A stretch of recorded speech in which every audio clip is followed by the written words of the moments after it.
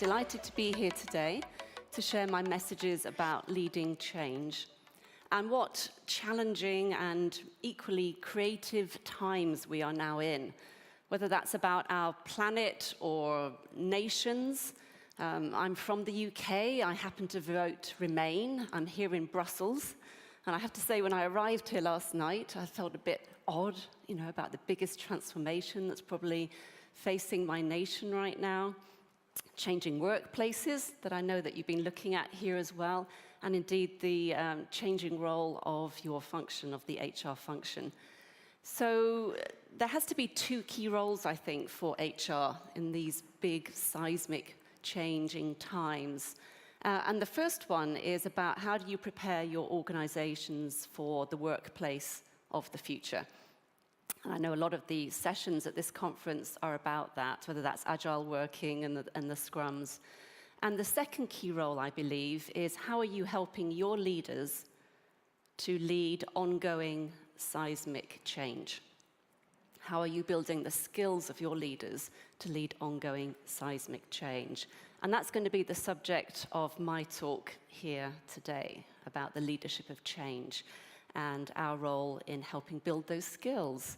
So I've actually been, 30 years in the field of change. As Jonathan has said, both as a practitioner in corporate roles. So my last big corporate role was HR director for BBC Worldwide. I happened to meet Reed Hastings of Netflix, who came. Big disruptor for us. We were making programs like Top Gear and Doctor Who and Sherlock and selling the formats worldwide. And Netflix was a key competitor to our export, the commercial side of the BBC. But also as a researcher and an advisor as well. And people often ask me this question, is change changing? So Benny, you were saying about it's getting quicker and it's more disruptive. So when I'm asked that question, there are four things I say about how is change changing? And the first and primary one is that change is now an ongoing process. So even 10 years ago, when I was asked to come in and help organizations do change, it was like, Deb, help us come in and manage the change. So there was a start, a middle, and an end. Put in an SAP process, we're doing an acquisition, whatever it might be. But nowadays, it's how do you help us change all the time? So this word is now agile, I think, this constant change. The second thing, I think, is that it is more disruptive now than it was in the past. And that means that often the habits and routines of the past are no longer appropriate for the future. So how do you lead from the future when the answers have probably never, ever been encountered? It's so disruptive with technology, etc. Interconnected. I do feel the world now is a more interconnected place, and it's very rare now that you can actually unilaterally dictate the change in your organization. And finally, I talk about lateral, how change now is often to do with building lateral networks across your organization rather than using vertical hierarchy. And I think the Scrum technique is a classic example of using lateral connections, because that's how we communicate these days, primarily through things like social media. So in this world of ongoing, disruptive, interconnected change that's more driven laterally, what makes the difference? How do you lead change in this kind of world? So I have 4 messages today that I'm going to be talking about. Action versus movement, being before doing. I love this, are you doing agile? Are you becoming agile? Make disturbance your friend. And now is the time for emergence. So I'm not here to present a fancy new change model, but I have got these 4 big messages. They are all extensively written up in my latest book called Still Moving, How to Lead Mindful Change. That's the plug for the book. And I'm going to really highlight these messages now. So let's start with action versus movement. Are you doing what I call action change or movement change? So people also often ask me the question, how do you define change? How do you define change? And I define change as the disturbance of repeating patterns. Change is the disturbance of repeating patterns. And not surprising, therefore, that it's quite hard to do, because you have to disturb something. It's repeating. Habits are very neurologically wired, and patterns are there to serve stability. So how can you actually disturb the repeating patterns, be that in your behavior, a team's behavior, a whole organization's behavior? Yet so often, the changes I have personally been involved in, or I'm seeing right now, we get stuck in busy action. So we're using the same routines, hoping we're going to get different outcomes. And I love this cartoon here about repeating patterns.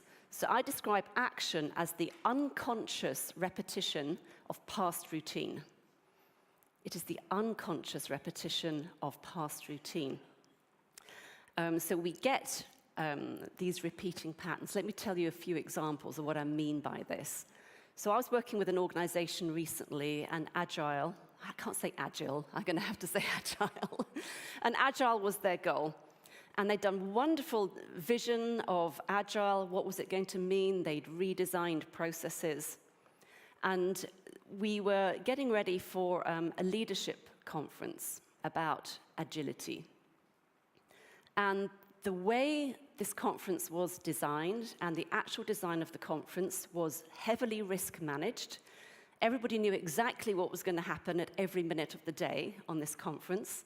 The exercises on agility were prescribed, so you knew at 11:10 you were going to be in breakout room A and you were going to tackle this subject about agile. So the whole conference was perfectly planned to be non-agile. And yet, it was a conference on agility. So the process of change was not modeling the desired intent. The how was antithetical to the what. So this often happens that we're trying to get to a new outcome through using old routines. And we're unconscious. We can't see it. So we get stuck in lots of programs and initiatives that all have this intention of agility, and yet we're actually working in very, very non-agile ways. So the how and the what are not actually connecting. So a lot of my work in change is to look at not necessarily what you're trying to change, but how are you doing it? And does that process replicate the desired intent? So it could be that the process is repeating the past, but it's primarily about our point of perception. How are we perceiving things? Are we still stuck? 94% of the brain's activity is unconscious. That's quite extraordinary, that this thing is whirring away in our mind. 94% of what our brain is up to, we are completely unaware of. And yet it's driving our thinking, our feeling, our behavior, and therefore the outcomes. Yesterday, again, I'm working with an organization right now, and its stated aim of the change is to put the hierarchy upside down. So it had been an extraordinarily hierarchical, quite paternalistic organization, high, strong power distance. So the whole point was the head office is now at the bottom of the triangle. We're supporting the support functions, they support the business units, and the customers are at the top of the hierarchy. Very, very elegantly worked out. And I was reading a document yesterday on the train as I was coming here about the description of the new organizational model. And all the language in this was about, we will give empowerment to the business units when they earn the right through being good performers. When you're good performers, we'll give you empowerment. And again, these are very, very intelligent people with perfect intentions, and they couldn't see that their point of perception in writing a document about non-hierarchy still had hierarchy in it. So we can be very blind to what's really going on inside us. So if action is the unconscious repetition of past routines, what is movement? Action versus movement. And I define movement as the intentional going to the source of our patterns, holding them up for inspection, and then readjusting them. And that has to start with yourself. So what I found in my research, and it's written up in the book, is that change is all about the inner game of the leader. And that has to start with self. How do you do that? So here is me, probably aged about, I don't know, 4, maybe 3. And often people ask me, how did I get into the field of change? My life actually began in change. So I'm an adopted child. So at a very, very young age, I had a dramatic ending with my biological mother. So when I was 6 weeks old, my biological mother gave me up for adoption. For the next 6 months, I was in a mother and baby's home in that, the Bill Bridges neutral zone. So I'd left the old world, hadn't yet arrived in a new field of belonging. And at 6 months old, I was beautifully welcomed into the loving embrace of the Rowland family. But it meant I grew up in quite a detached way. What were my coping patterns from childhood? And it was very often to be on the boundary rather than to be completely in, because how could I trust if I went completely in? Because I had learnt that love meant loss. But it also meant that I grew up with an enormous sense of curiosity. I don't know if there might be some adopted children here or parents of adopted children. I was also intensely curious about human systems and how they formed, how they actually interrelated to each other. But it meant that my 2 primary patterns when I became a leader was to please and to be perfect. That is how I learnt to survive. So I always had to please others to belong. So I tried to be the perfect daughter, the perfect sister, the perfect niece, because I feared being abandoned again. So my primary driver was to be perfect, to do whatever I could do to have acceptance from others. And to please and to be perfect, I found when I became a leader, I took these patterns as well into my leadership. Now you can imagine if you're leading change, I had to do a big restructuring at BBC Worldwide. Becoming perfect in a world of prototyping and failure. Benny, you were talking about failure.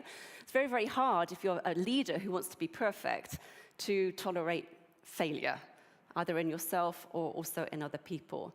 And of course, we all know that change always comes with a price, not just a prize. So very often you have to actually, not everybody can be happy all the time in change. So my coping patterns as a child, I took into my leadership to be perfect and to please. And what I learned when I was developing my own skills at leading change is to know your triggers. What are your triggers? Because under stress, you resort to these triggers. And sometimes they actually keep you hardwired in the past rather than being resourceful. So why does this happen? Why is it so hard to break our routines or our habits? Well, they are very neurologically wired. And I'm sure a lot of you maybe have looked at the recent research in neuroscience, the Neuro Leadership Institute. And our brains are wired to repeat the past. So whenever we encounter anything new, we have the amygdala, these threat detectors in our limbic system of our brain. And out of the 8 primary emotions that get triggered by something new coming towards us, 6 of them are about avoid. They are emotions that actually say, uh-oh, better be careful here. And they are fear, anger, disgust, shame, sadness, and surprise, actually. And surprise might be positive surprise or a negative surprise. So 5, definitely, out of the 8 primary emotions, when anything new comes towards us, our brain will be saying, watch out. So it's not surprising, therefore, that we tend to look at change and say, uh-oh, what's actually going on here? So how can we override our biology? If our brain is there actually telling us to watch out, be careful when anything new comes, how do you actually get the movement to a different place? So if we're not conscious, we repeat our story. If we're not aware of our routines, we will repeat.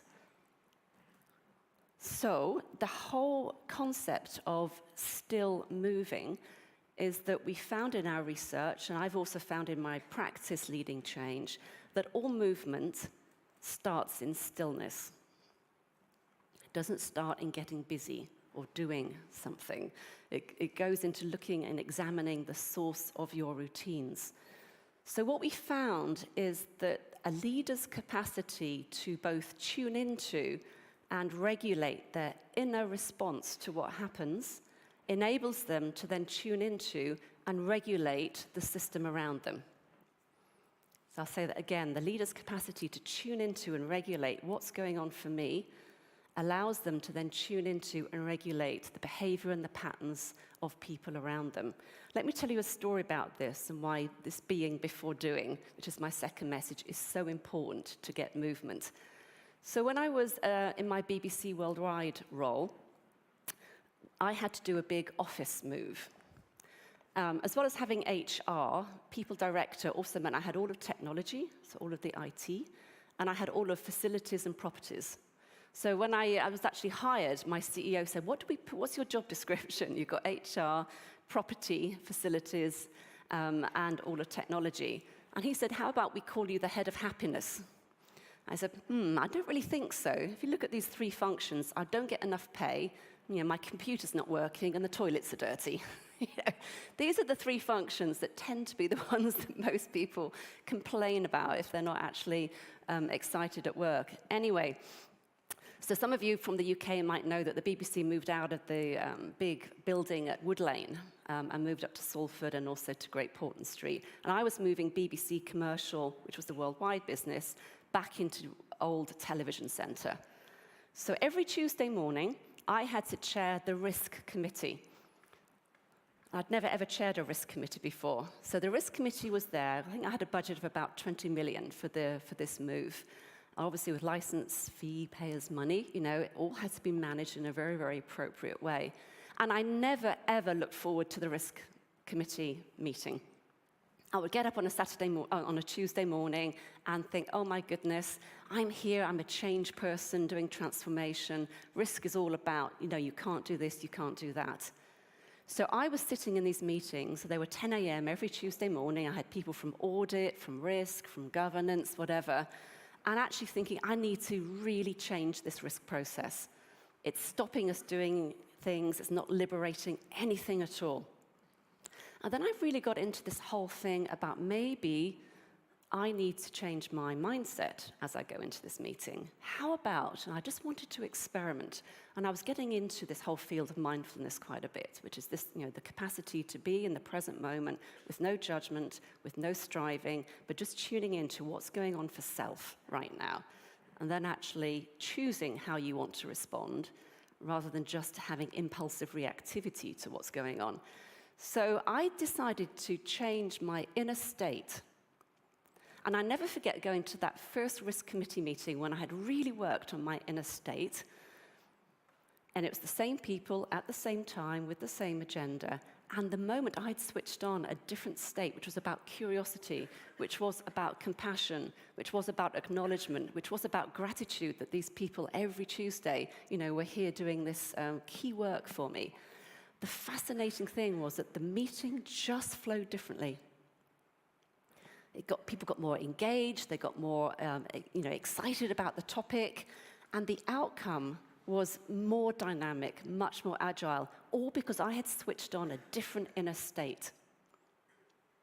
Just think how much money could be saved in change management, when we bring things in to re-engineer processes or running programs. But if you can switch on a different inner state, it actually transforms then what happens around you. Magic. Very, very, very powerful. And often I find that change management is about the tools and the kits and the models, rather than us helping leaders think through your inner state. So what I'm going to do now is run through 4 what we call inner capacities that we found in our research help you improve the quality of your being, how you are as a leader, rather than what you actually have to do to lead change well. What do you have to be inside to lead change well? Being before doing. So in a sense, what I'm going to be going through now is your to-be list. I'm sure a lot of us have a to-do list. How many of us have a to-be list? So here's the to-be list. And I've done a lot of work with my HR team at the BBC, actually, but also now, around how can HR both cultivate these capacities in yourself, but also in others. So the first thing we found was this capacity, the basic capacity to be here now, to be present, to be in the moment, to really notice what's going on right now. And I think a lot of us here might know, if you've done any mindfulness training, that our minds naturally wander. For most of the time, we're thinking either about the past, Jesus, I really didn't, that email, I should not have sent that email.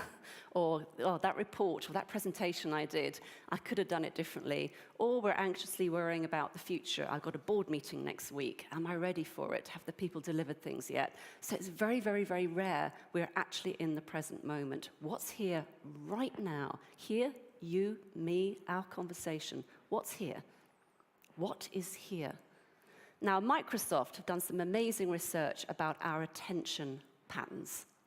And apparently, for 48% of the time, we are not here, actually. We're somewhere else. Our mind is not here in the present moment. They've also done some fascinating research on what's called attention spans. So how long can I be in a conversation with Benny before my mind is somewhere else? 8 seconds. It's 8 seconds. So we are only able to stay present right here, right now, with you, with a customer, with a team member for 8 seconds before our mind goes somewhere else. And apparently we've now dropped below the level of a goldfish. I don't know how they did this research, but apparently goldfish have an attention span of 9 seconds. Now, when Microsoft last did this research, they do it every 2 years, because for them, they need to know, when you are on a certain app, how long have I got this person before they'll switch from Instagram to WhatsApp? This is why they do this research. It was 12 seconds 2 years ago. We're now at 8 seconds. So just now imagine about our capacity not to be present. Now, if change leaders aren't present, what's the consequence of that? You can't change what you don't notice. This is the truism. You cannot change what you don't notice. And the only thing you can change in life is what's happening now. You can't change the past. You can try to influence the future, but change happens here now. So if you're not here, taking that opportunity, you can't change anything. It's really, really important. So the first quality of this staying present is to be present. And the second aspect of this capacity is do not be thrown by what is present. Because sometimes we can be present and then be really agitated, frustrated, bored, irritated, upset, angry, whatever it might actually be. Good change leaders accept that whatever is here is what is here. And actually accept that. I once worked with a very, very talented change leader. She was running a huge bank in the US, and she was under an SEC inquiry for fraud, so major, major stress. And she was having to lead cultural change, structural change, process change.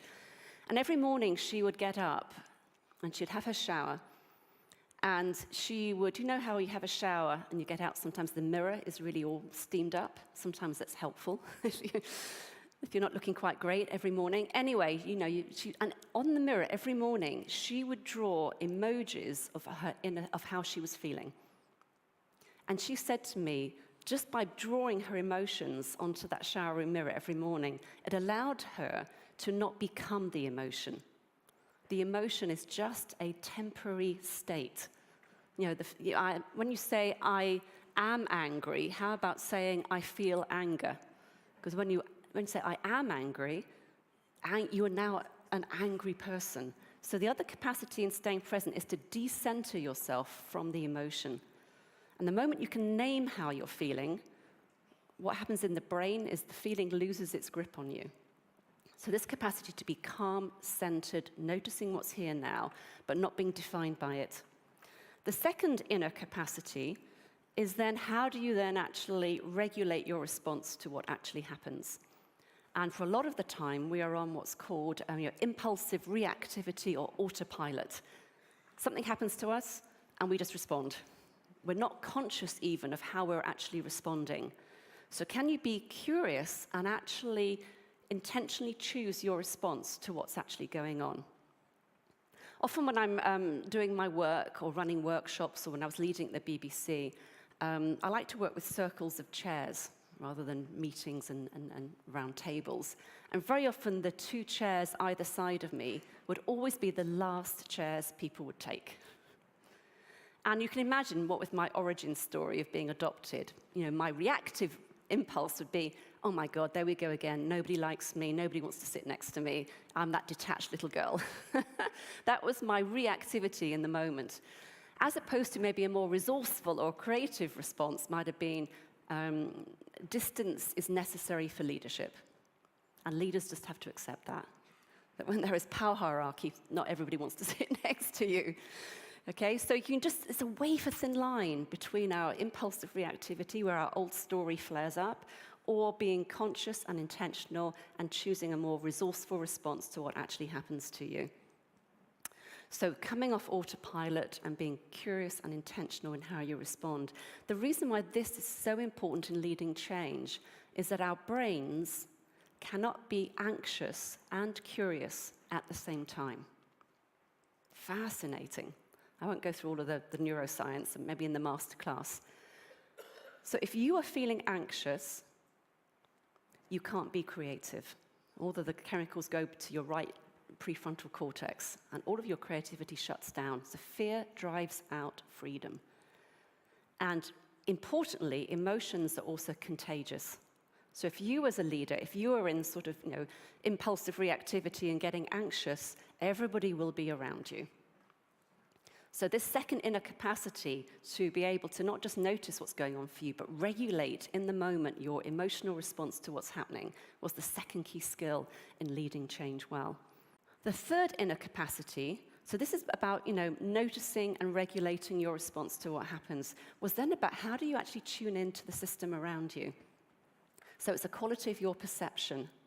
And very often, we actually take things at face value. So if we're working with a top team, for example, and there's some interpersonal rivalry, within the top team, we tend to think it's about Janet and John.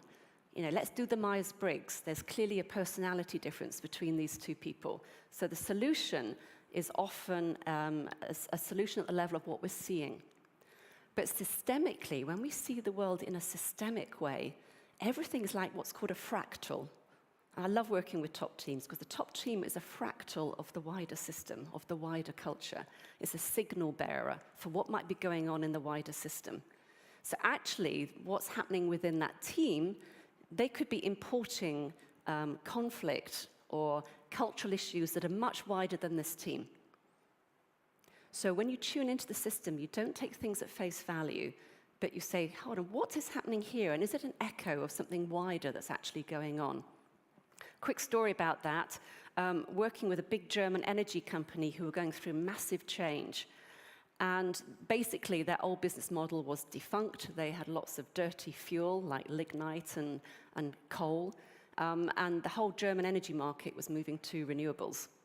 So they had set up an innovation hub. So they had the old business model, and they had this new innovation team, looking at digital, electrification, solar, wind, etc.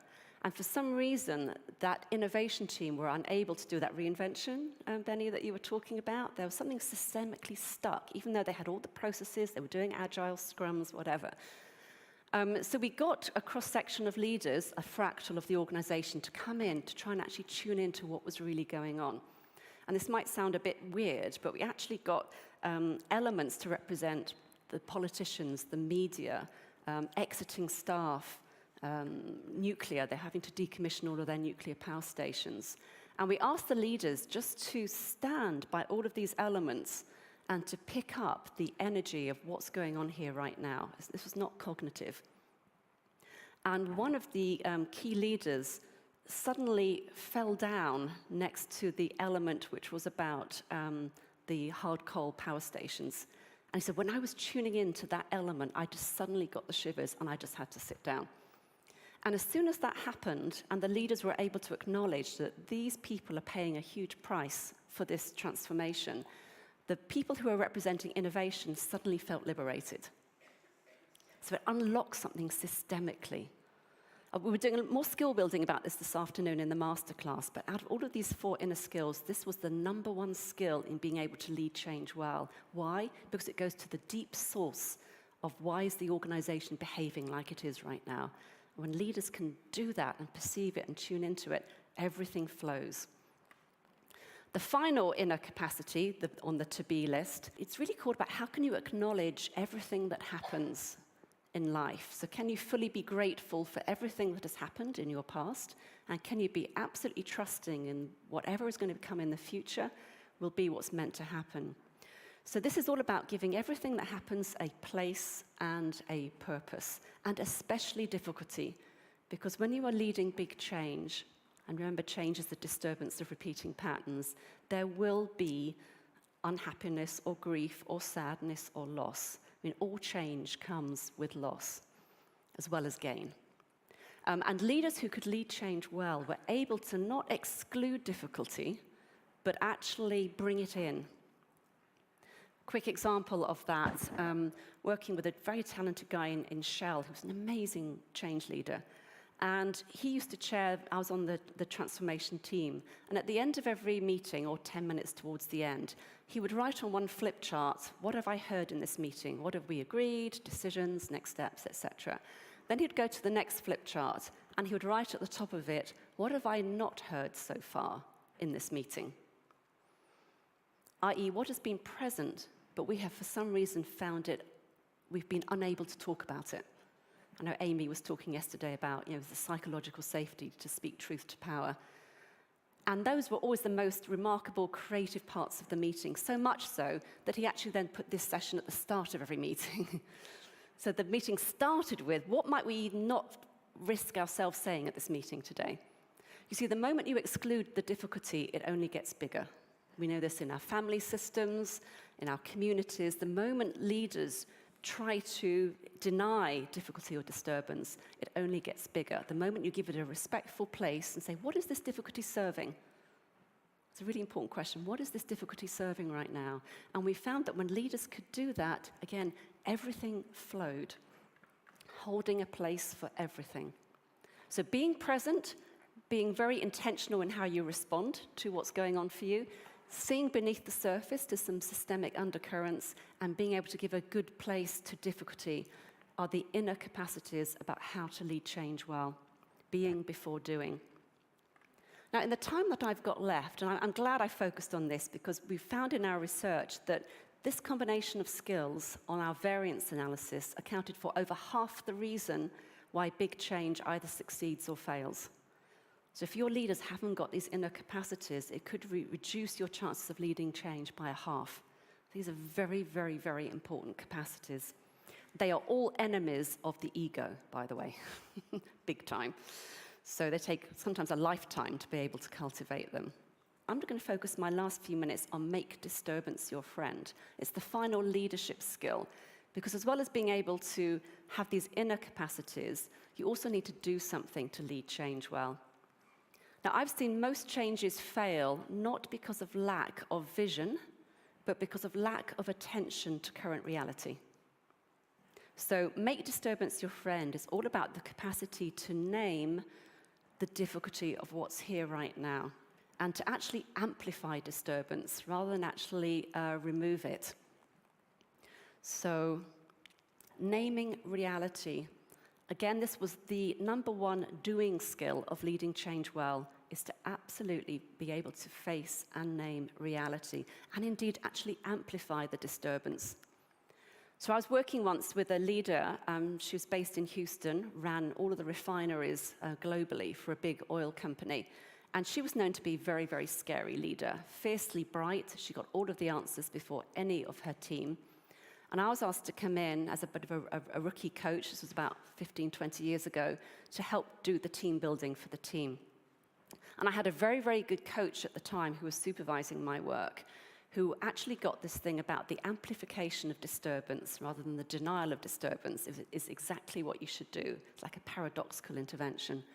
So I went into this top team, and rather than saying, what can we do to make this team safer? Better listening skills, building on each other's ideas, let's work across the silos, all of this good stuff. The intervention I did, and this was with the team leader, was how could we make this team even more scary than it is right now? Like, really? You're wanting us to talk about, let's make it even more difficult to be in this team? Yeah, come on, let's go there. And it was phenomenal how by having the team talk openly about making it even worse, made it so much better. So sometimes what feels the most unsafe thing to do is actually the safest thing you can ever do. Because the moment you can actually identify the difficulty and actually amplify it, what happens in the brain is that the brain starts to calm itself. You've mentioned the difficulty, and therefore it no longer has a grip on you. So make disturbance your friend. The final thing I'll just put up here is, I've talked about the book, Still Moving, How to Lead Mindful Change. And recently, this was on Twitter actually, I just got somebody who'd read the book, particularly with the inner capacities in mind.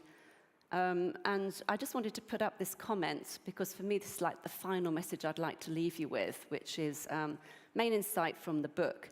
Leading major change in an organization may lead to major change within me too. So I'm able to bring a larger person to the world. And I thought that was lovely. It is the central message of the book. So how can we bring our biggest, largest, most conscious selves in our work as HR professionals, and how can we help our leaders do it too? It's not about just being nice. We do know that this helps lead high magnitude change, getting into the right place personally, being in charge of your mind, not the mind being in charge of you. So that's my final comment. Thank you very much for having me.